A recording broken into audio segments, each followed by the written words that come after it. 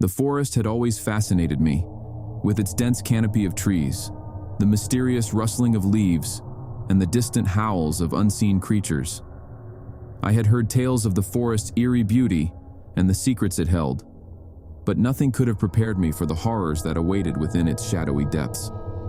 It was a cool autumn evening when I convinced my friends to join me on an adventure into the heart of the forest.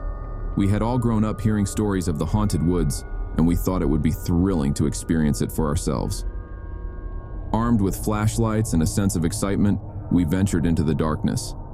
As we delved deeper into the forest, the tall trees seemed to close in around us, creating an ominous feeling of isolation. The crunching of leaves beneath our feet was the only sound that disturbed the silence, making our hearts race with each step.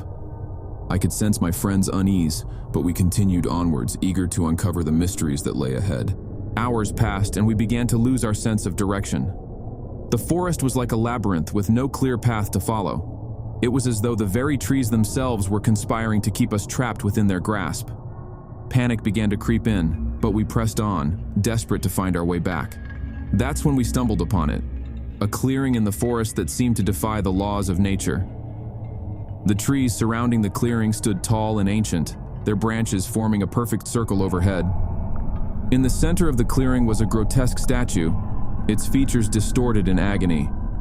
It was as if the forest itself had twisted and contorted to create this nightmarish tableau. My friends and I approached the statue, our flashlights illuminating its horrifying details. Its eyes seemed to follow us, and its mouth was frozen in a silent scream.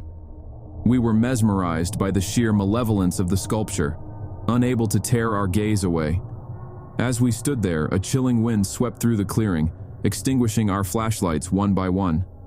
Panic surged within us, and we fumbled to relight them. But the forest had other plans. It seemed to come alive, the trees creaking and groaning as if they were sentient beings. Shadows danced all around us, and strange whispers filled the air. I could feel an overwhelming presence, something ancient and malevolent, watching us from the darkness. My friends and I huddled together, our breaths coming out in ragged gasps. We were no longer adventurers seeking thrills. We were prey, trapped in the predator's domain. Suddenly, a blood-curdling scream pierced the night, and one of my friends disappeared before our eyes. We searched frantically, but there was no trace of him. The forest had claimed its first victim, and terror gripped our hearts. With trembling hands, we tried to navigate our way out of the forest, but it was as if the very ground had shifted beneath our feet.